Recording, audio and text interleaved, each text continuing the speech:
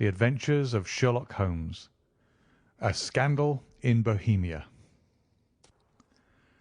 To Sherlock Holmes she is always the woman. I have seldom heard him mention her under any other name. In his eyes she eclipses and predominates the whole of her sex. It was not that he felt any emotion akin to love for Irene Adler. All emotions, and that one particularly, were abhorrent to his cold, precise, but admirably balanced mind. He was, I take it, the most perfect reasoning and observing machine that the world has seen. But as a lover he would have placed himself in a false position. He never spoke of the softer passions, save with a gibe and a sneer.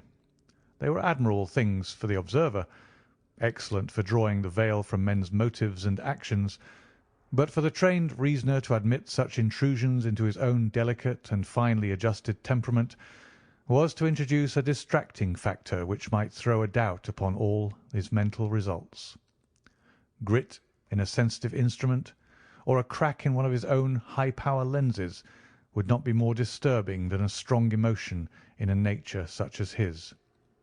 And yet there was but one woman to him, and that woman was the late Irene Adler, of dubious and questionable memory. I had seen little of Holmes lately. My marriage had drifted us away from each other. My own complete happiness, and the home-centred interests which rise up around the man who first finds himself master of his own establishment, were sufficient to absorb all my attention, while Holmes, who loathed every form of society with his whole Bohemian soul, remained in our lodgings in Baker Street, buried among his old books, and alternating from week to week between cocaine and ambition, the drowsiness of the drug and the fierce energy of his own keen nature. He was still as ever deeply attracted by the study of crime, and occupied his immense faculties and extraordinary powers of observation in following out those clues and clearing up those mysteries which had been abandoned as hopeless by the official police. From time to time I heard some vague account of his doings, of his summons to Odessa in the case of the Trepoff murder, of his clearing up of the singular tragedy of the Atkinson brothers at Trincomalee, and finally of the mission which he had accomplished so delicately and successfully for the reigning family of Holland. Beyond these signs of his activity, however, which I merely shared with all the readers of the daily press, I knew little of my former friend and companion.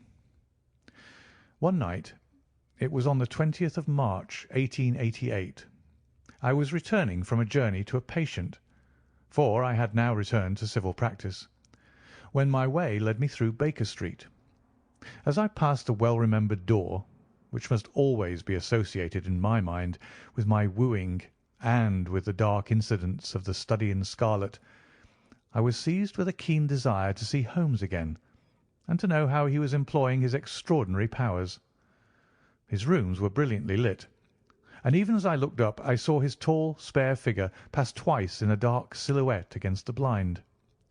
He was pacing the room swiftly, eagerly, with his head sunk upon his chest and his hands clasped behind him. To me, who knew his every mood and habit, his attitude and manner told their own story. He was at work again. He had risen out of his drug-created dreams and was hot upon the scent of some new problem. I rang the bell and was shown up to the chamber which had formerly been in part of my own. His manner was not effusive. It seldom was. But he was glad, I think, to see me.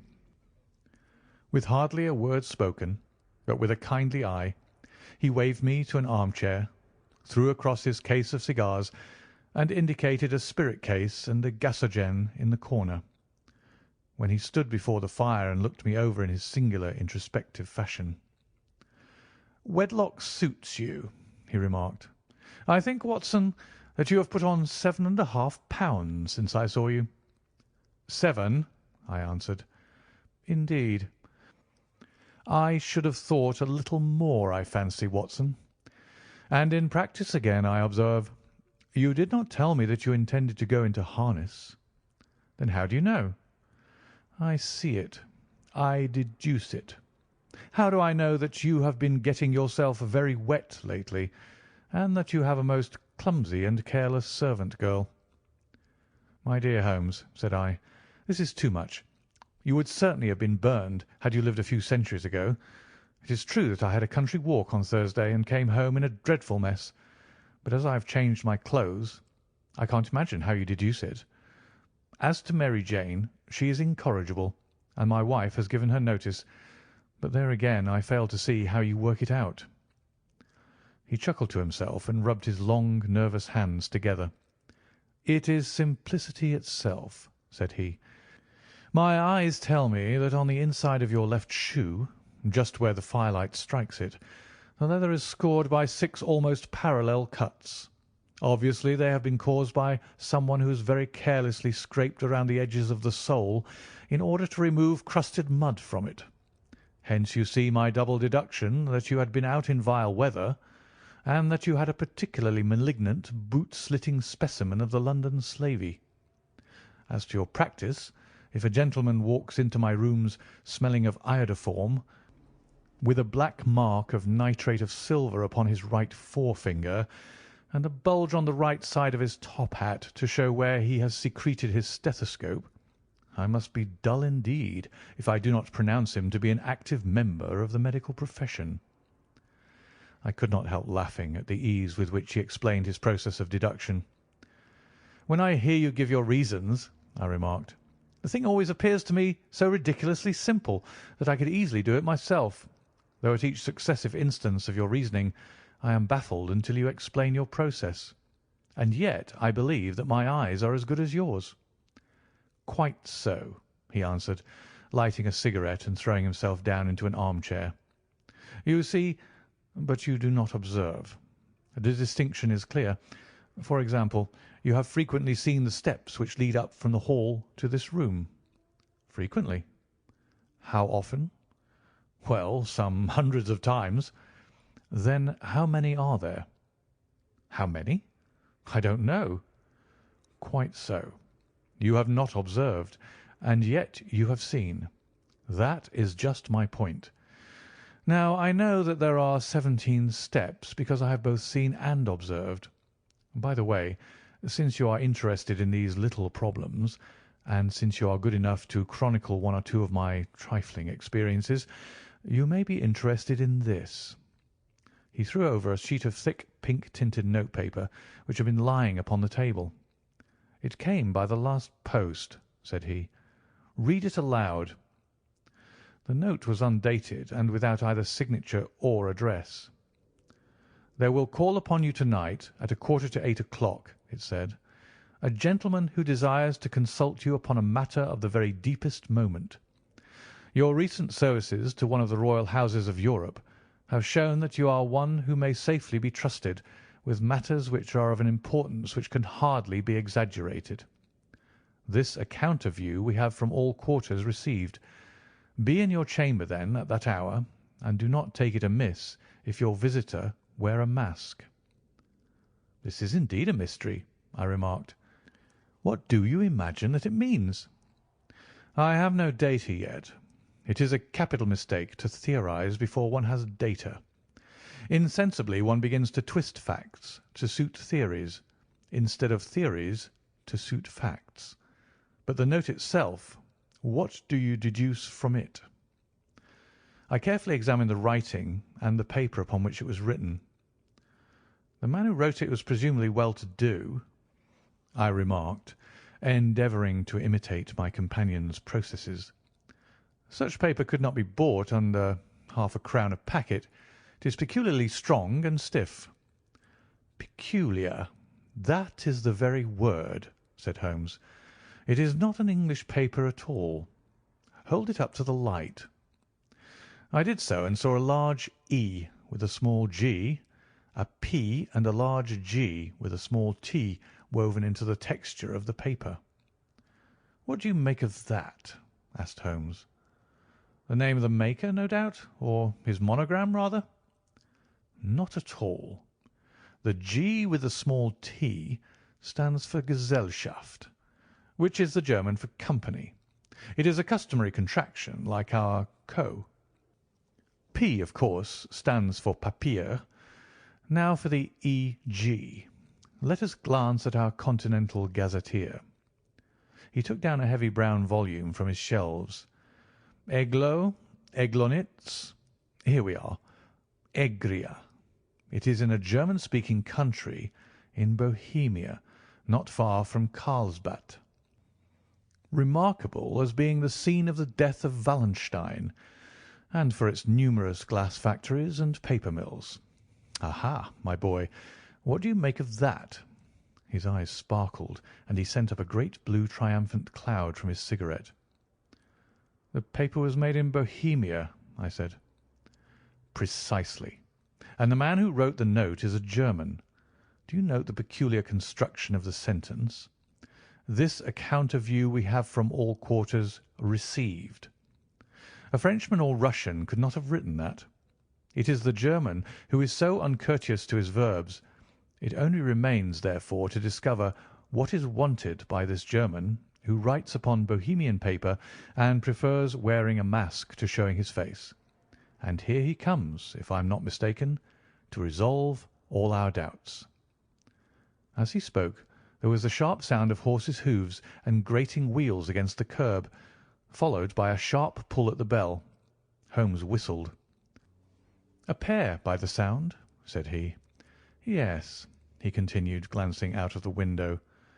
"A nice little brougham, and a pair of beauties. 150 guineas apiece. There's money in this case, Watson, if there's nothing else." "I think that I'd better go, Holmes." "Not a bit, Doctor. Stay where you are. I am lost without my Boswell, and this promises to be interesting. It would be a pity to miss it."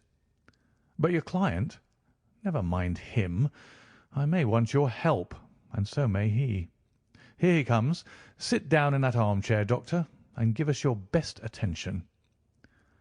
A slow and heavy step, which had been heard upon the stairs and in the passage, paused immediately outside the door. Then there was a loud and authoritative tap. "Come in," said Holmes. A man entered who could hardly have been less than 6 feet 6 inches in height, with the chest and limbs of a Hercules.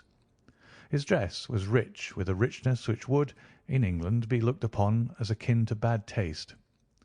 Heavy bands of astrakhan were slashed across the sleeves and fronts of his double-breasted coat, while the deep blue cloak, which was thrown over his shoulders, was lined with flame-coloured silk and secured at the neck with a brooch which consists of a single flaming beryl. Boots, which extended half-way up his calves, and which were trimmed at the tops with rich brown fur, completed the impression of barbaric opulence which was suggested by his whole appearance. He carried a broad-brimmed hat in his hand, while he wore across the upper part of his face, extending down past the cheek-bones, a black vizard mask, which he had apparently adjusted that very moment, for his hand was still raised to it as he entered. From the lower part of the face he appeared to be a man of strong character, with a thick, hanging lip and a long, straight chin, suggestive of resolution pushed to the length of obstinacy. "You had my note?" he asked with a deep, harsh voice and a strongly marked German accent. "I told you that I would call." He looked from one to the other of us, as if uncertain which to address. "Pray take a seat," said Holmes.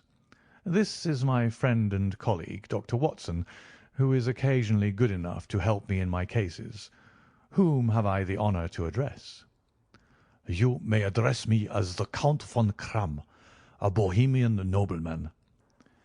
I understand that this gentleman, your friend, is a man of honour and discretion, whom I may trust with a matter of most extreme importance. If not, I should much prefer to communicate with you alone."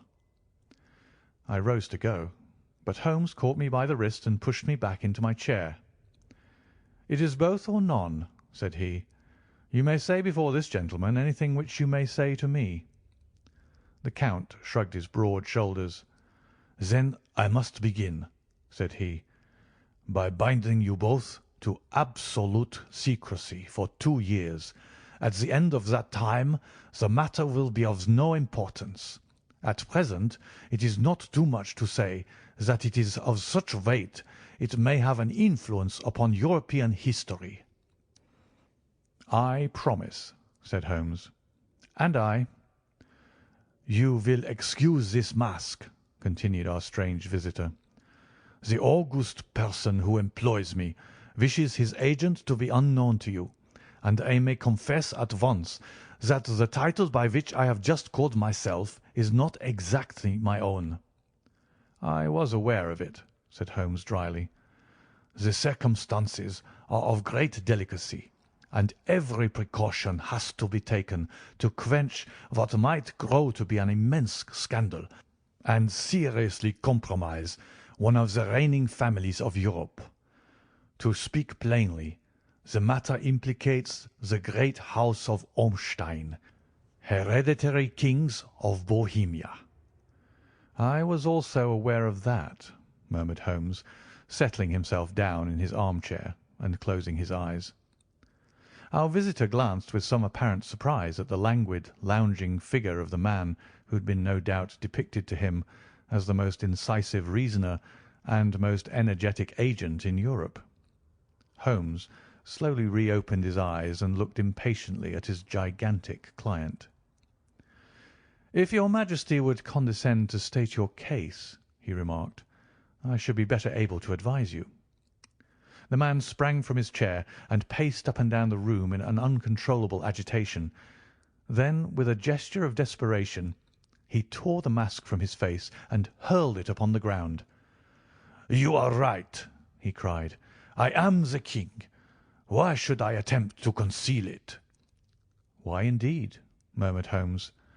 "Your Majesty had not spoken before I was aware that I was addressing Wilhelm Gottsreich Sigismund von Ormstein, Grand Duke of Cassel-Felstein and hereditary King of Bohemia." "But you can understand," said our strange visitor, sitting down once more and passing his hand over his high white forehead. "You can understand that I am not accustomed to doing such business in my own person. Yet the matter was so delicate that I could not confide it to an agent without putting myself in his power. I have come incognito from Prague for the purpose of consulting you." "Then pray consult," said Holmes, shutting his eyes once more. "The facts are briefly these. Some 5 years ago, during a lengthy visit to Warsaw, I made the acquaintance of the well-known adventuress Irene Adler. The name is no doubt familiar to you." "Kindly look her up in my index, Doctor," murmured Holmes, without opening his eyes. For many years he had adopted a system of docketing all paragraphs concerning men and things, so that it was difficult to name a subject or a person on which he could not at once furnish information. In this case I found her biography sandwiched in between that of a Hebrew rabbi and that of a staff commander who had written a monograph upon the deep-sea fishes. "Let me see," said Holmes. Born in New Jersey in the year 1858, contralto. La Scala. Prima donna Imperial Opera of Warsaw. Yes. Retired from operatic stage. Living in London. Quite so. Your Majesty, as I understand, became entangled with this young person, wrote her some compromising letters, and is now desirous of getting those letters back." "Precisely so. But how?" "Was there a secret marriage?" "None." "No legal papers or certificates?" "None." "Then I fail to follow your Majesty. If this young person should produce her letters for blackmailing or other purposes, how is she to prove their authenticity?" "There is the writing." "Poor forgery." "My private notepaper." "Stolen." "My own seal." "Imitated." "My photograph." "Bought." "We were both in the photograph." "Oh, dear. That is very bad. Your Majesty has indeed committed an indiscretion." "I was mad, insane." "You have compromised yourself seriously." "I was only Crown Prince then. I was young. I am but 30 now." "It must be recovered." We have tried and failed." "Your Majesty must pay. It must be bought." "She will not sell." "Stolen, then?" "5 attempts have been made. Twice burglars in my pay ransacked her house. Once we diverted her luggage when she travelled. Twice she has been waylaid. There has been no result." "No sign of it?" "Absolutely none." Holmes laughed. "It is quite a pretty little problem," said he. "But a very serious one to me," returned the King reproachfully. "Very, indeed. And what does she propose to do with the photograph?" "To ruin me." "But how?" "I am about to be married." "So I have heard." "To Clotilde Lothman von Saxe-Meiningen, second daughter of the King of Scandinavia. You may know the strict principles of her family. She is herself the very soul of delicacy.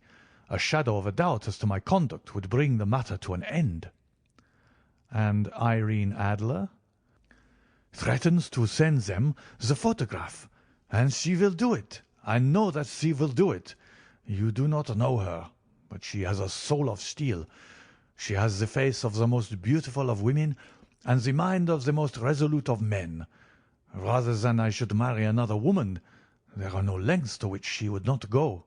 None." "You are sure that she has not sent it yet?" "I am sure." "And why?"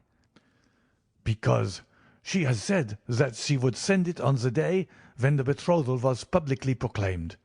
That will be next Monday." "Oh, then we have 3 days yet," said Holmes with a yawn. "That's very fortunate, as I have 1 or 2 matters of importance to look into just at present. Your Majesty will, of course, stay in London for the present?" "Certainly. You will find me at the Langham under the name of the Count von Kramm." "Then I shall drop you a line to let you know how we progress." "Pray do so. I shall be all anxiety." "Then, as to money?" "You have carte blanche."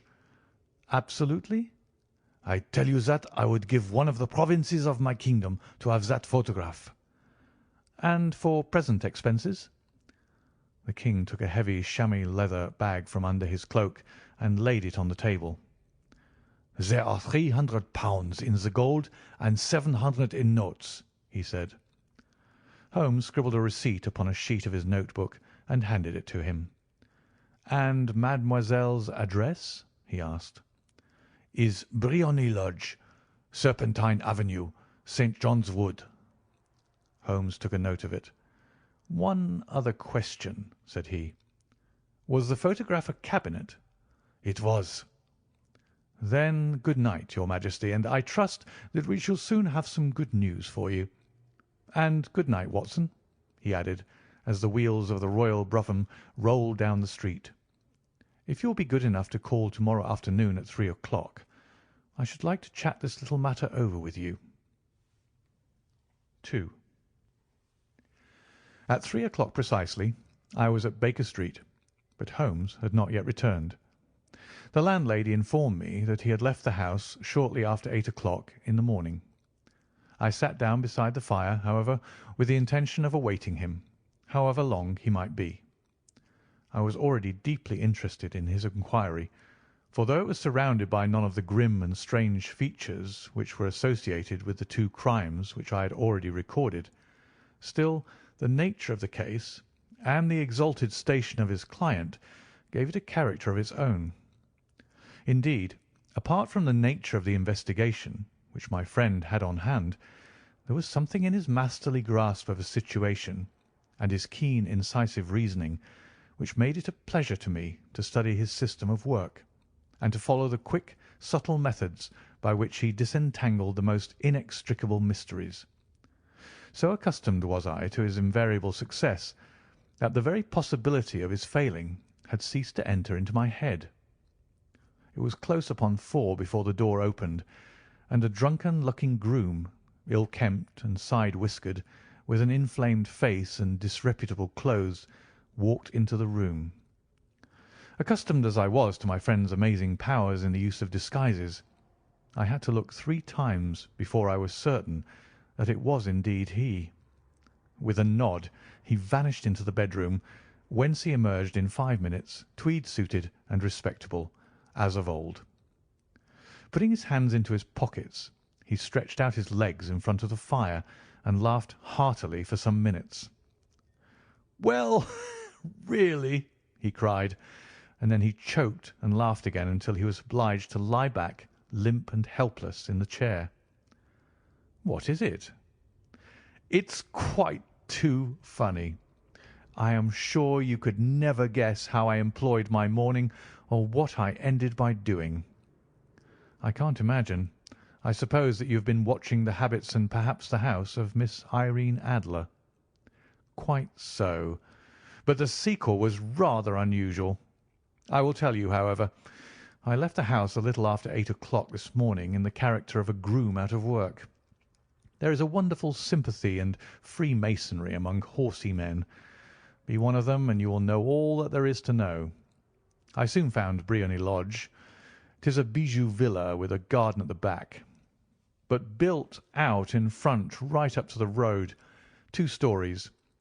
Chubb lock to the door, large sitting room on the right side, well furnished, with long windows almost to the floor, and those preposterous English window fasteners which a child could open. Behind there was nothing remarkable, save that the passage window could be reached from the top of the coach-house. I walked round it and examined it closely from every point of view, but without noting anything else of interest. I then lounged down the street and found, as I expected, that there was a mews in a lane which runs down by one wall of the garden.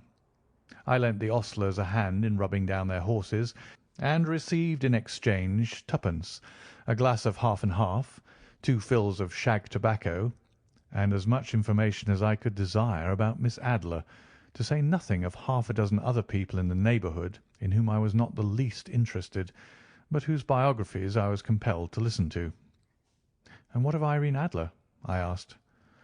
"Oh, she has turned all the men's heads down in that part.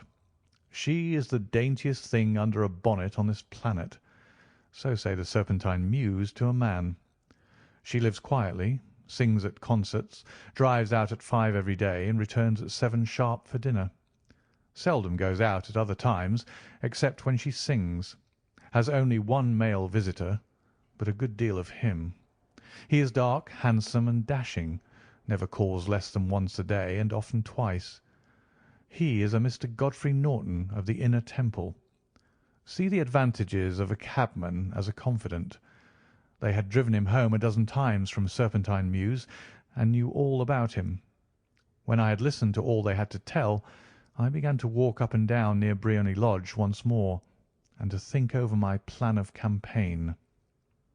This Godfrey Norton was evidently an important factor in the matter. He was a lawyer. That sounded ominous. What was the relation between them, and what the object of his repeated visits? Was she his client, his friend, or his mistress? If the former, she had probably transferred the photograph to his keeping. If the latter, it was less likely. On the issue of this question depended whether I should continue my work at Briony Lodge, or turn my attention to the gentlemen's chambers in the Temple. It was a delicate point, and it widened the field of my inquiry.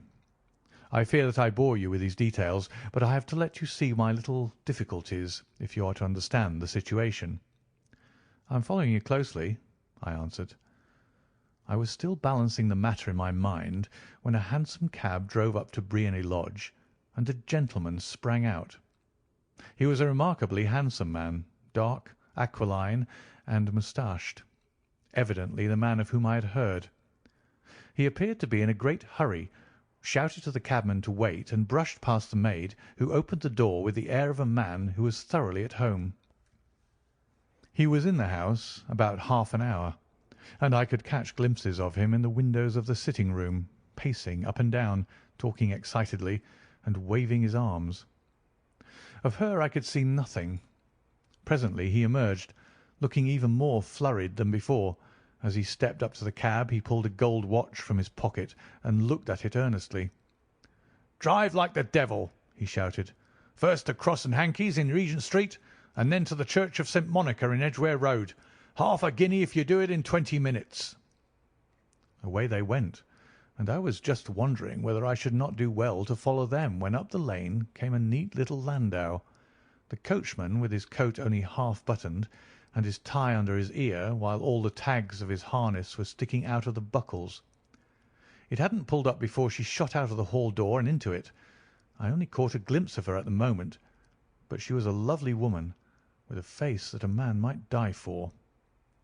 "The Church of St. Monica, John," she cried, "and half a sovereign if you reach it in 20 minutes." This was quite too good to lose, Watson. I was just balancing whether I should run for it or whether I should perch behind her landau, when a cab came through the street. The driver looked twice at such a shabby fare, but I jumped in before he could object. "The Church of St. Monica," said I, "and half a sovereign if you reach it in 20 minutes." It was 25 minutes to 12, and of course it was clear enough what was in the wind. My cabby drove fast. I don't think I ever drove faster, but the others were there before us. The cab and the landau with their steaming horses were in front of the door when I arrived. I paid the man and hurried into the church. There was not a soul there save the two whom I had followed and a surpliced clergyman who seemed to be expostulating with them. They were all three standing in a knot in front of the altar. I lounged up the side aisle like any other idler who has dropped into a church. Suddenly, to my surprise, the three at the altar faced round to me, and Godfrey Norton came running as hard as he could towards me. "Thank God!" he cried. "You'll do. Come, come." "What then?" I asked. "Come, man, come. Only 3 minutes, or it won't be legal."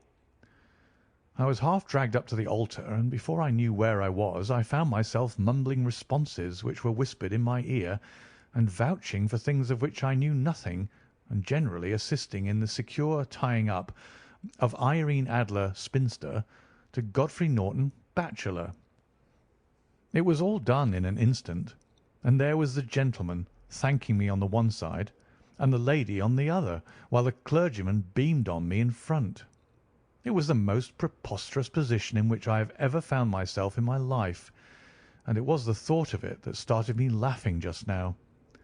It seems that there had been some informality about their licence, that the clergyman absolutely refused to marry them without a witness of some sort, and that my lucky appearance saved the bridegroom from having to sally out into the streets in search of a best man. The bride gave me a sovereign, and I mean to wear it on my watch chain in memory of the occasion. "This is a very unexpected turn of affairs," said I. "And what then?" "Well, I found my plans were seriously menaced.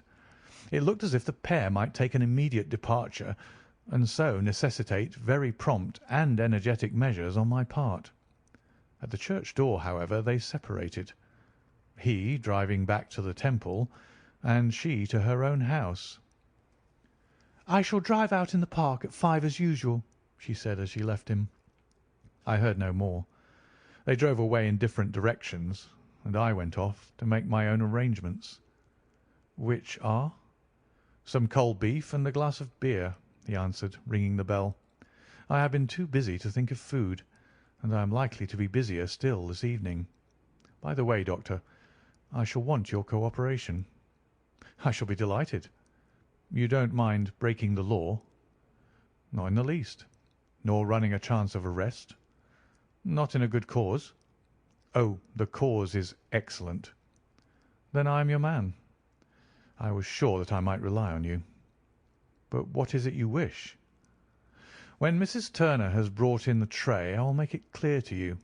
Now," he said, as he turned hungrily on the simple fare that our landlady had provided, "I must discuss it while I eat, for I have not much time. It is nearly 5 now. In 2 hours we must be on the scene of action. Miss Irene, or Madam, rather, returns from her drive at 7. We must be at Briony Lodge to meet her." "And what then?" "You must leave that to me. I have already arranged what is to occur. There is only one point on which I must insist. You must not interfere. Come what may, you understand." "I am to be neutral?" to do nothing whatever. There will probably be some small unpleasantness. Do not join in it. It will end in my being conveyed into the house. 4 or 5 minutes afterwards the sitting-room window will open. You are to station yourself close to that open window. Yes. You are to watch me, for I will be visible to you. Yes. And when I raise my hand, so, you will throw into the room what I give you to throw, and will, at the same time, raise the cry of fire. You quite follow me? Entirely. It is nothing very formidable, he said, taking a long cigar-shaped roll from his pocket.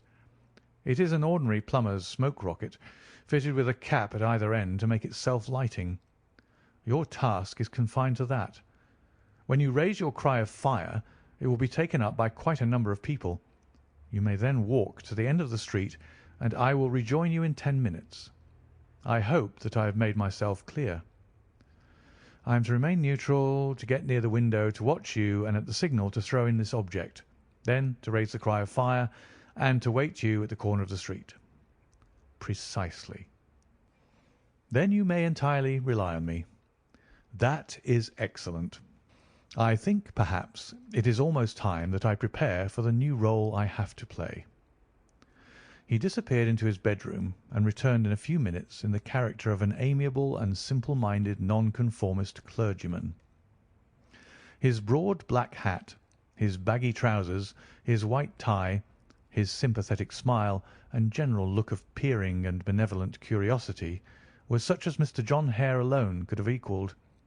It was not merely that Holmes changed his costume. His expression, his manner, his very soul seemed to vary with every fresh part that he assumed. The stage lost a fine actor, even as science lost an acute reasoner when he became a specialist in crime. It was 6:15 when we left Baker Street, and it still wanted 10 minutes to the hour when we found ourselves in Serpentine Avenue. It was already dusk, and the lamps were just being lighted as we paced up and down in front of Briony Lodge, waiting for the coming of its occupant. The house was just such as I had pictured it from Sherlock Holmes' succinct description, but the locality appeared to be less private than I expected. On the contrary, for a small street in a quiet neighbourhood, it was remarkably animated. There was a group of shabbily dressed men smoking and laughing in a corner, a scissors grinder with his wheel, 2 guardsmen who were flirting with a nurse girl, and several well-dressed young men who were lounging up and down with cigars in their mouths. "You see," remarked Holmes, as we paced to and fro in front of the house, "this marriage rather simplifies matters.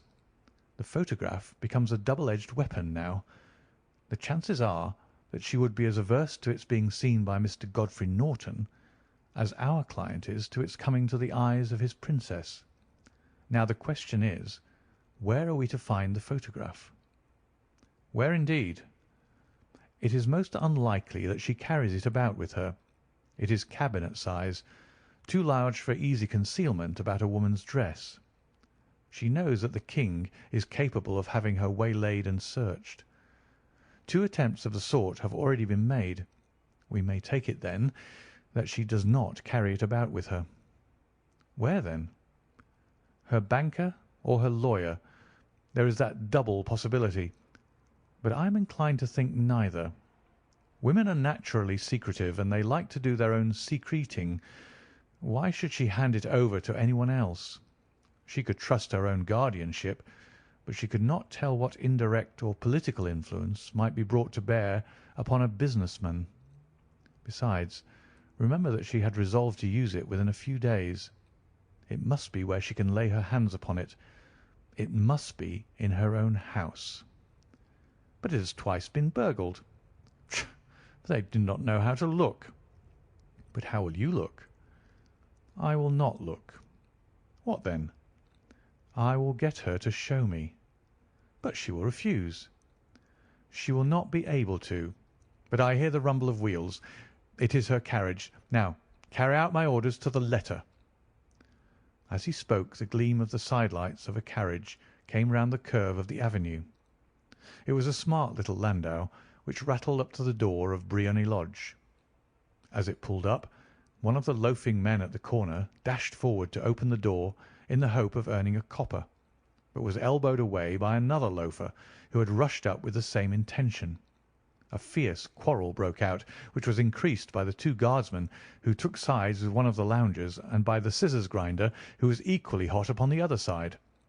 A blow was struck, and in an instant the lady who had stepped from her carriage was the centre of a little knot of flushed and struggling men, who struck savagely at each other with their fists and sticks. Holmes dashed into the crowd to protect the lady, but just as he reached her, he gave a cry and dropped to the ground with the blood running freely down his face. At his fall, the guardsmen took to their heels in one direction and the loungers in the other, while a number of better-dressed people, who had watched the scuffle without taking part in it, crowded in to help the lady and to attend to the injured man. Irene Adler, as I will still call her, had hurried up the steps, but she stood at the top with her superb figure outlined against the lights of the hall, looking back into the street. "Is the poor gentleman much hurt?" she asked. "He is dead," cried several voices. "No, no, there's life in him," shouted another. "But he'll be gone before you can get him to hospital." "He's a brave fellow," said a woman. "They would have had the lady's purse and watch if it hadn't been for him. They were a gang, and a rough one, too. Ah, he's breathing now." "He can't lie in the street. May we bring him in, ma'am?" "Surely. Bring him into the sitting-room. There's a comfortable sofa. This way, please." Slowly and solemnly he was borne into Briony Lodge, and laid out in the principal room, while I still observed the proceedings from my post by the window. The lamps had been lit, but the blinds had not been drawn, so that I could see Holmes as he lay upon the couch. I do not know whether he was seized with compunction at that point for the part he was playing, but I know that I never felt more heartily ashamed of myself in my life than when I saw the beautiful creature against whom I was conspiring, or the grace and kindliness with which she waited upon the injured man. And yet it would be the blackest treachery to Holmes to draw back now from the part which he had entrusted to me.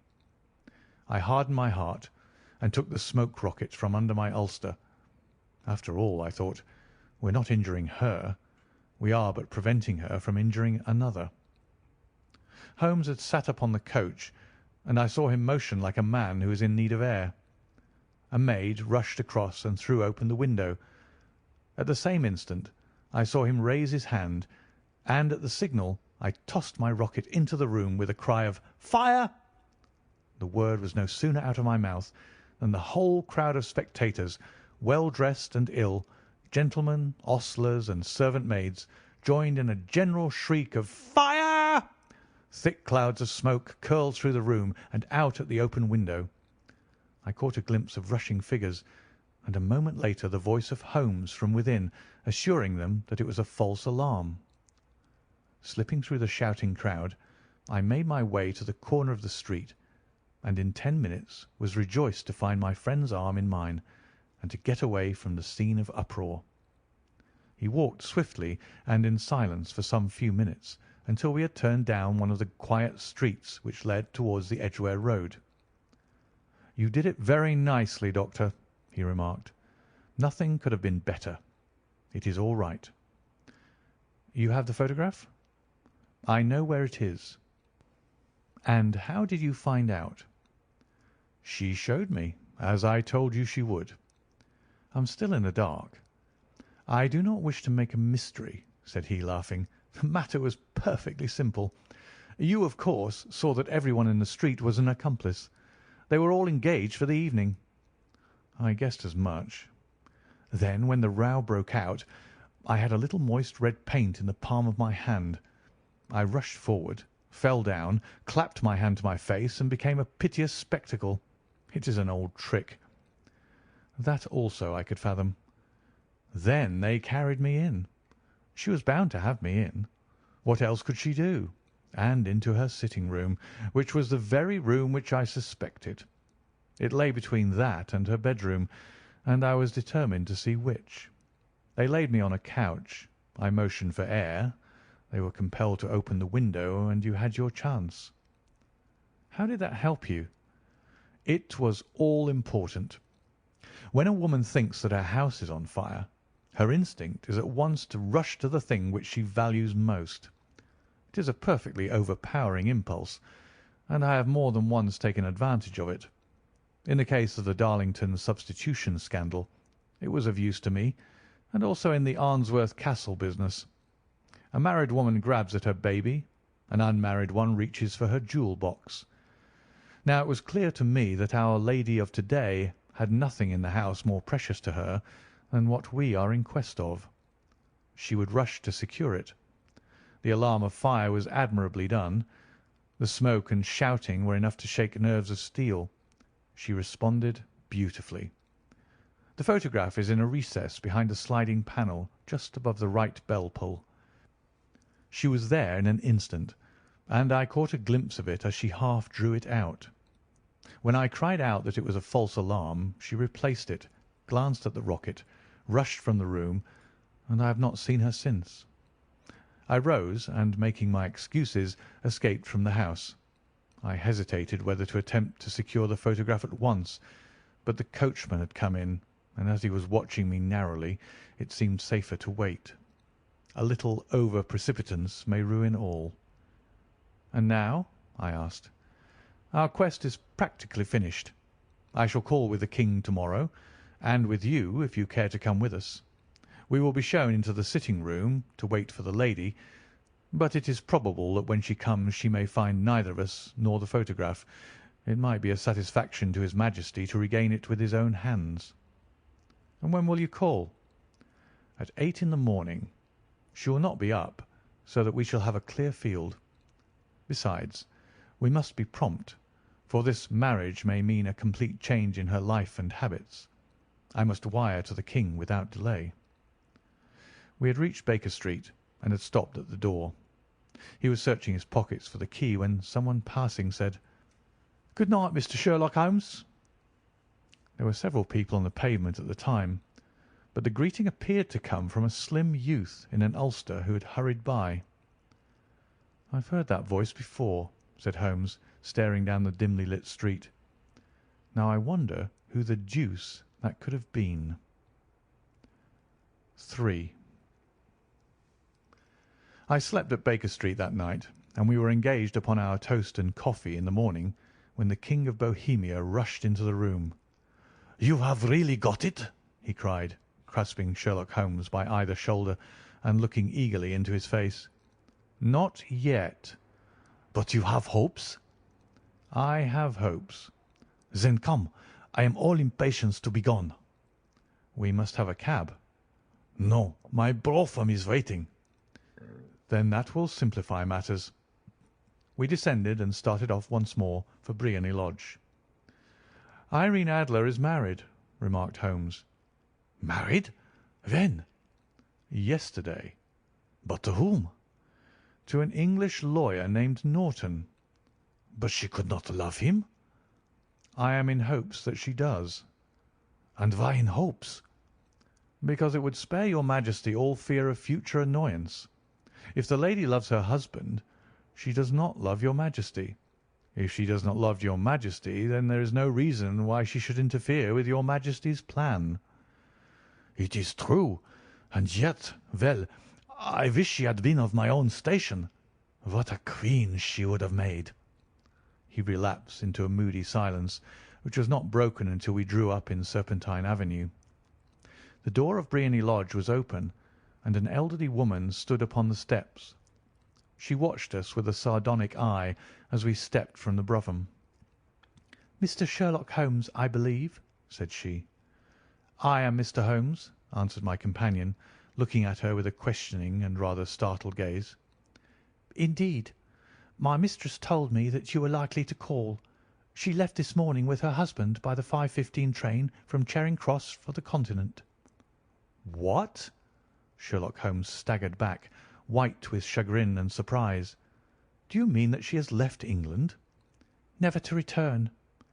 "And the papers?" asked the King hoarsely. "All is lost." "We shall see." He pushed past the servant and rushed into the drawing-room, followed by the King and myself. The furniture was scattered about in every direction, with dismantled shelves and open drawers, as if the lady had hurriedly ransacked them before her flight. Holmes rushed at the bell pull, tore back a small sliding shutter, and, plunging in his hand, pulled out a photograph and a letter. The photograph was of Irene Adler herself in evening dress. The letter was superscribed to Sherlock Holmes, Esquire, to be left till called for. My friend tore it open, and we all three read it together. It was dated at midnight of the preceding night, and ran in this way: "My dear Mr. Sherlock Holmes, you really did it very well. You took me in completely. Until after the alarm of fire I had not a suspicion. But then, when I found how I had betrayed myself, I began to think. I had been warned against you months ago. I had been told that if the King employed an agent it would certainly be you, and your address had been given to me. Yet with all this you made me reveal what you wanted to know. Even after I became suspicious, I found it hard to think evil of such a dear, kind old clergyman. But you know, I have been trained as an actress myself. Male costume is nothing new to me. I often take advantage of the freedom which it gives. I sent John the coachman to watch you, ran upstairs, got into my walking clothes, as I call them, and came down just as you departed. Well, I followed you to your door, and so made sure that I was really an object of interest to the celebrated Mr. Sherlock Holmes. Then I rather imprudently wished you good night, and started for the Temple to see my husband. We both thought the best resource was flight, when pursued by so formidable an antagonist, so you will find the nest empty when you call to-morrow. As to the photograph, your client may rest in peace. I love and am loved by a better man than he. The King may do what he will without hindrance from one whom he has cruelly wronged. I keep it only to safeguard myself, and to preserve a weapon which will always secure me from any steps which he might take in the future. I leave a photograph which he might care to possess, and I remain, dear Mr. Sherlock Holmes, very truly yours, Irene Norton, née Adler." "What a woman! Oh, what a woman!" cried the King of Bohemia, when we had all three read this epistle. "Did I not tell you how quick and resolute she was? Would she not have made an admirable queen? Is it not a pity that she was not on my level?" "From what I have seen of the lady, she seems, indeed, to be on a very different level to your Majesty," said Holmes coldly. "I am sorry that I have not been able to bring your Majesty's business to a more successful conclusion." "On the contrary, my dear sir," cried the King, "nothing could be more successful. I know that her word is inviolate. The photograph is now as safe as if it were in the fire." "I am glad to hear your Majesty say so." "I am immensely indebted to you. Pray tell me in what way I can reward you. This ring?" He slipped an emerald snake ring from his finger and held it out upon the palm of his hand. "Your Majesty has something which I should value even more highly," said Holmes. "You have but to name it." "This photograph." The King stared at him in amazement. "Irene's photograph?" he cried. "Certainly, if you wish it." "I thank you, your Majesty. Then there is no more to be done in the matter. I have the honour to wish you a very good morning." He bowed, and turning away without observing the hand which the King had stretched out to him, he set off in my company for his chambers.